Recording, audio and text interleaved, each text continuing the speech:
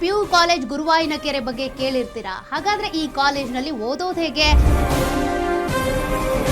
ನೀಟಿಗೆ join ಆಗಬೇಕು ಅಂದರೆ ಅದು ಕೋಚಿಂಗಿಗೆ ಎಷ್ಟಿರುತ್ತೆ, ಹೆಂಗೆ, ಅದ್ರ ಬಗ್ಗೆ ಸಾಕಷ್ಟು ಅನುಮಾನಗಳು, ಗೊಂದಲಗಳಿರುತ್ತೆ. ಮೆಡಿಕಲ್ ಲೈನ್ಗೆ ಹೋಗುವವರಿಗೆ ನೀಟ್ ಅಂತ ಹೇಳುವಂಥದ್ದು ಕಂಪಲ್ಸರಿ ಇದೆ. 500 ಎಬೋ ಮಾರ್ಕ್ ತೆಗಿಬೇಕು ಅಂತ ಹೇಳಿದ್ರೆ ಅವ್ರಿಗೆ 2 ವರ್ಷದ ಇಂಟಿಗ್ರೇಟೆಡ್ ಸಿಸ್ಟಮ್ ತುಂಬಾ ಅಗತ್ಯ ಇದೆ. ಎಕ್ಸೆಲ್ ನಲ್ಲಿ ಒಂದು ದಿನದ ಅಕಾಡೆಮಿಕ್ ಶೆಡ್ಯೂಲ್ ಹೇಗಿರುತ್ತೆ? ಬೆಳಿಗ್ಗೆ ಒಂದು 5 o'clock ಇಂದ ಸ್ಟಾರ್ಟ್ ಮಾಡಿ ನೈಟ್ ಒಂದು 10:30 ವರೆಗೂ ನಾವು ಅವರನ್ನು ಫಾಲೋ ಅಪ್ ಅಲ್ಲಿ ಇಟ್ಟಿರ್ತಾರೆ. 340+ ಸ್ಕೋರ್ ಮಾಡಬೇಕು ಅಂದ್ರೆ ನಿಮ್ದು ಸ್ಟ್ರಾಟಜಿ ಏನಿರುತ್ತೆ? ಈ ನೀಟ್ ಎಕ್ಸಾಮ್ ಅಲ್ಲಿ ಕ್ವಶನ್ ಪೇಪರ್ ಯಾವ ತರ ಸೆಟ್ ಮಾಡ್ತಾರೆ ಅಂತ ಹೇಳಿದ್ರೆ ಅವ ನೆಕ್ಸ್ಟ್ ಡಾಕ್ಟರ್ ಆದ್ರೆ ಹೇಗೆ ಆ ಒಂದು ಪ್ರೆಷರ್ ಅನ್ನು ಹ್ಯಾಂಡಲ್ ಮಾಡ್ತಾನೆ.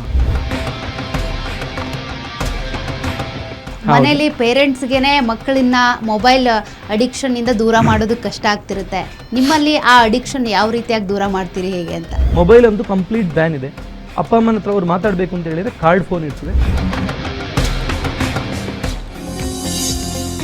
ಎಕ್ಸೆಲ್ ಯಶೋಗಾಥೆ ಲಾಂಗ್ ಟರ್ಮ್ ನೀಟ್ ಗುರುವಾಯಿನಕೆರೆ ಸಂಜೆ 5:30ಕ್ಕೆ.